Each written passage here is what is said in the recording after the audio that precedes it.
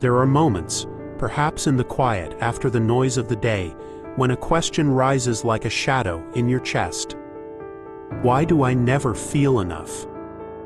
It does not matter how much you achieve, how deeply you love, how carefully you try to perfect yourself, still, there is a whisper, an ache, a hollowness that says, something is missing within me. This is the ache that inner child healing seeks to uncover, the deep imprint that convinces you that love must be earned, that worthiness is conditional, that simply existing is not safe enough. And if you've ever felt trapped in this endless cycle of proving, then know this, you are not alone, and this is where your remembering begins.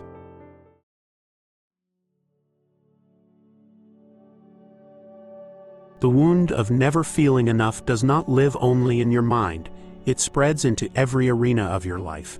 In relationships, you sense yourself leaning forward too far, giving too much, carrying the weight of both hearts, afraid that if you stop, the bond will collapse.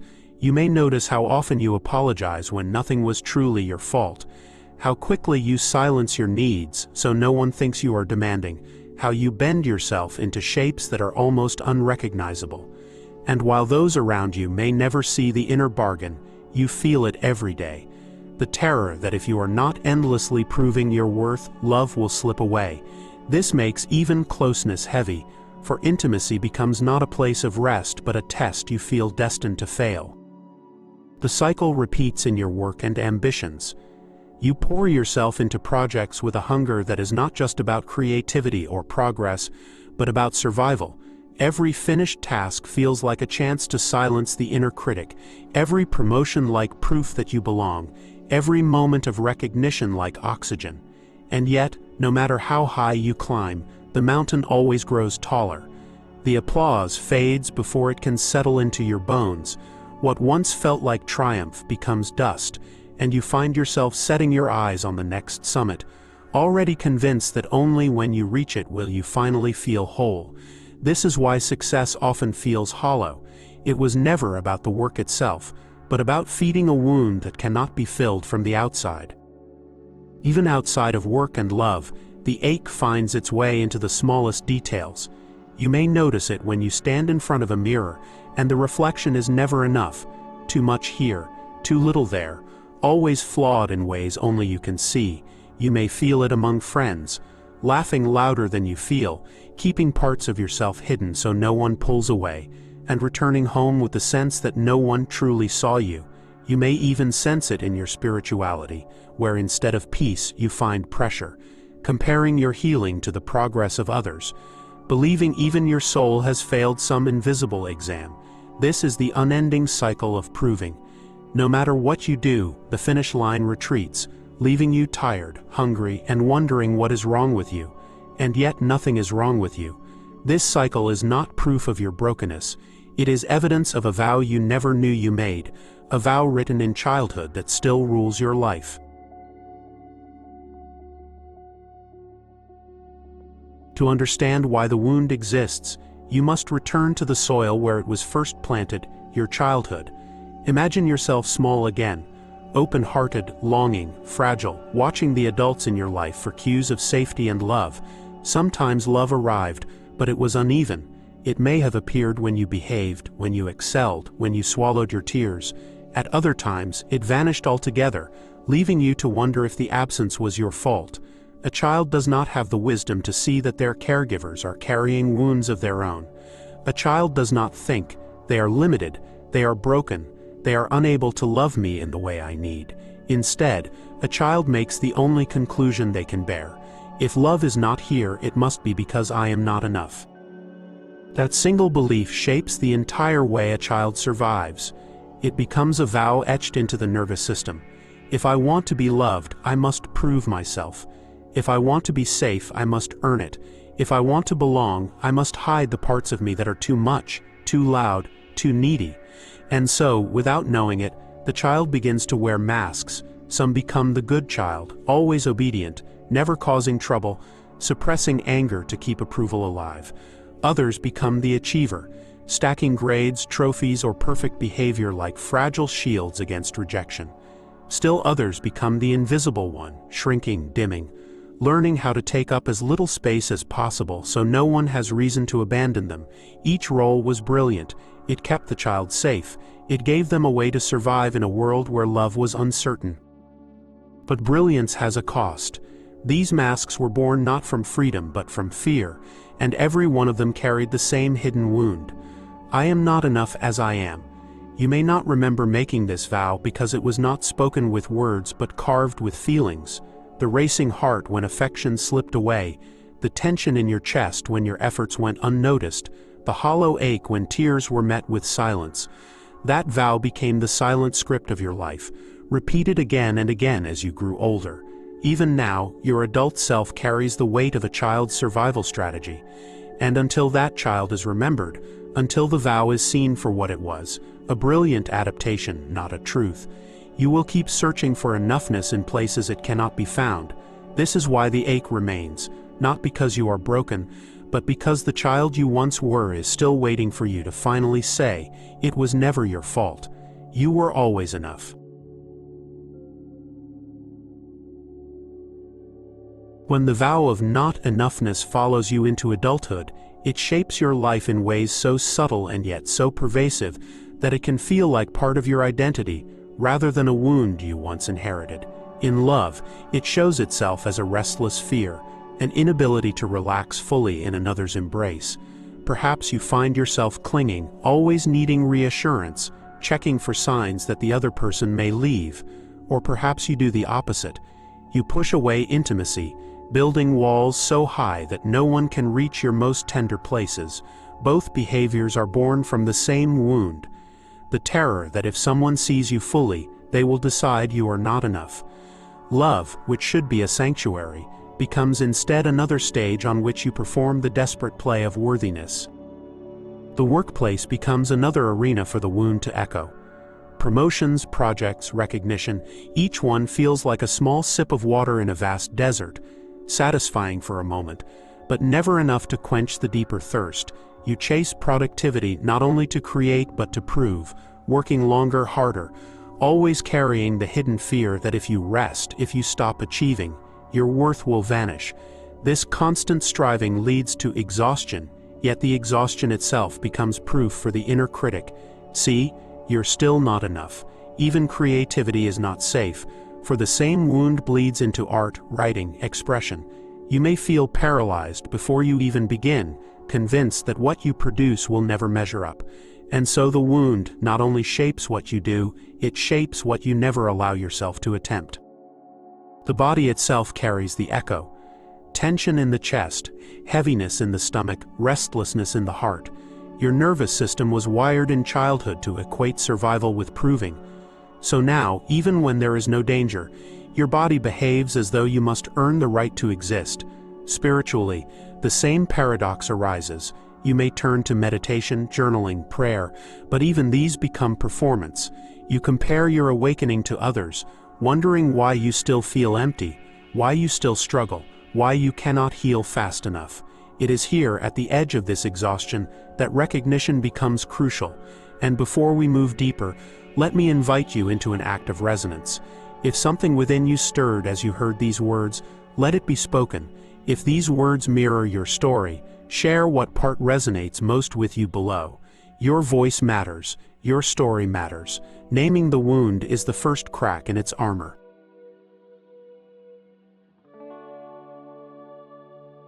Here's the truth hidden beneath the surface. What you call flaws, what you condemn as weaknesses, are in fact survival strategies that once saved you.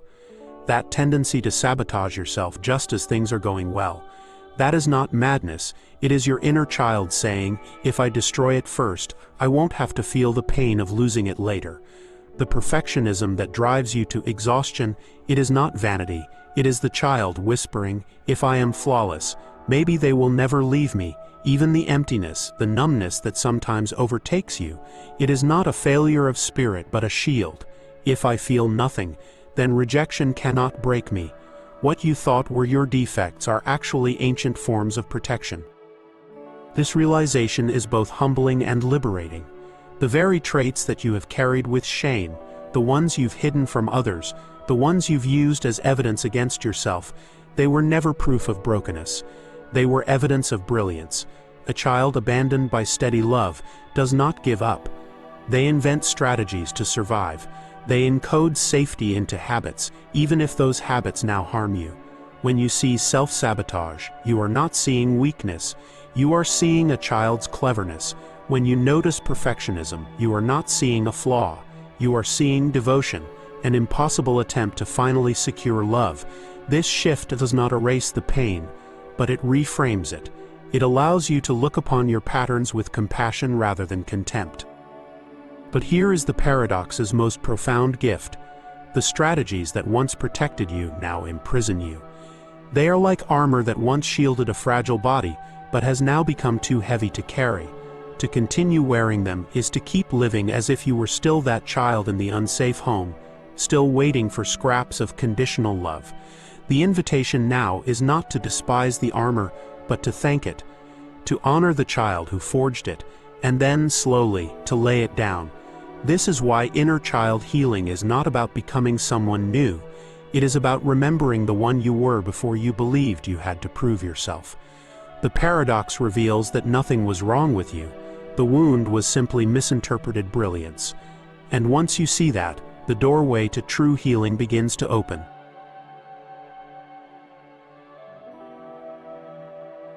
When you begin to see that your so-called flaws are survival strategies, something inside loosens. You realize that the constant proving was never about being broken. It was about being brilliant enough to survive a world where love was uncertain. And from that recognition, a new perspective begins to bloom. Perhaps you have always been enough, and the ache you feel is not a sign of absence but of amnesia. You forgot your own inherent worthiness, buried beneath layers of masks, performances, and vows. To reframe your life through the lens of inner child healing is to shift from proving to remembering.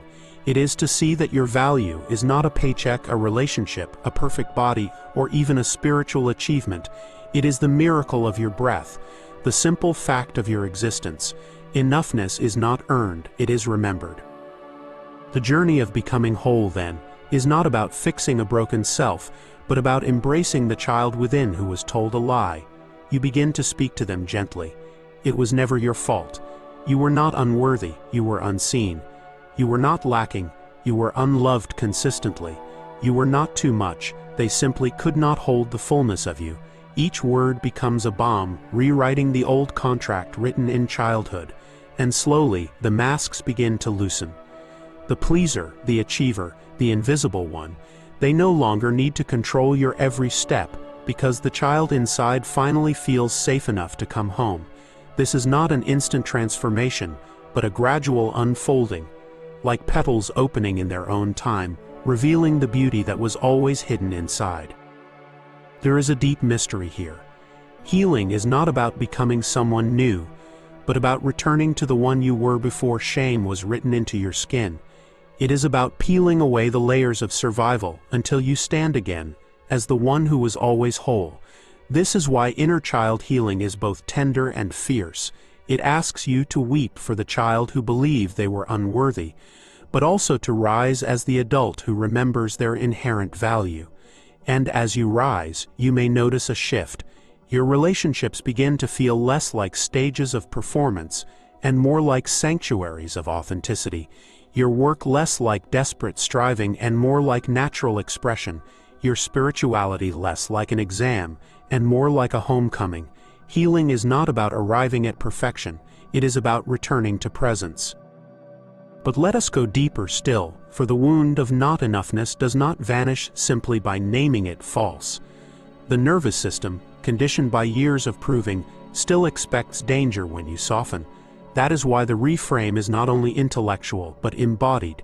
You learn to breathe through the panic of rest, to sit with the discomfort of being rather than doing, to let silence become safe again. In these moments, you are retraining your body to recognize what your mind is only beginning to accept, that you are safe in your enoughness, safe to exist without performance.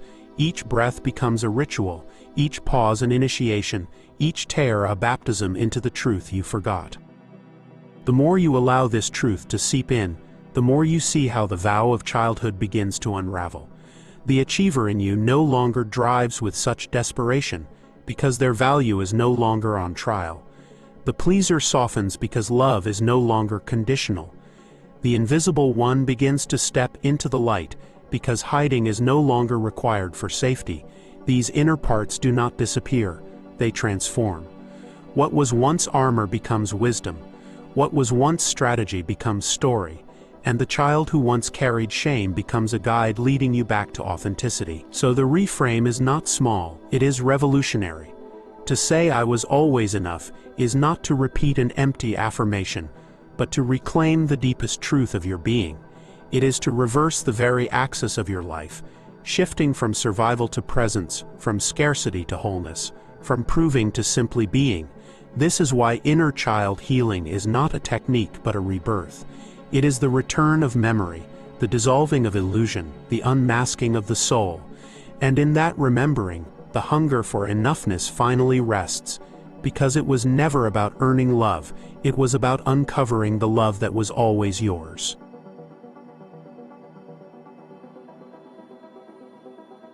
The wound that once defined you does not have to be the story that ends you. For even now, as you hear these words, something inside you stirs, not because I placed it there, but because it was always yours.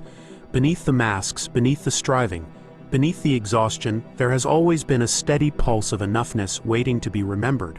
It is not fragile, it is not temporary. It is the core of your being, and the child within you, the one who once believed they had to prove themselves endlessly, longs to feel this truth in your embrace. I am safe now, I am loved now, I am enough now. Imagine for a moment meeting that child again, not with judgment, but with open arms. You kneel to their height, you look into their eyes, wide with fear yet desperate for recognition, and instead of asking them to perform, to please, to hide, you simply say, you were never broken. You never had to prove a thing. I see you. I choose you. I love you as you are. In that instant, something shatters. The contract dissolves. The vow unravels. And where once there was hunger, there is peace. Where once there was shame, there is dignity. Where once there was striving, there is rest.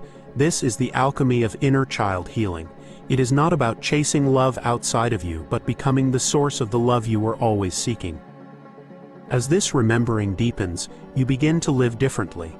Relationships are no longer battlegrounds for validation, but sanctuaries for truth.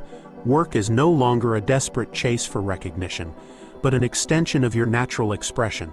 Creativity is no longer a test of adequacy, but play. Pure, sacred, free, even spirituality transforms.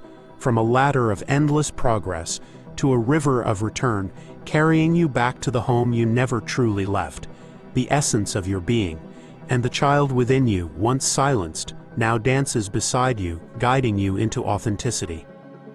The paradox of healing is that what once felt like a curse becomes a crown. Your sensitivity, once condemned as weakness, becomes the key to deep empathy. Your perfectionism, once crushing, becomes refined into discernment. Your fear of abandonment, once paralyzing, transforms into the gift of valuing connection with profound depth.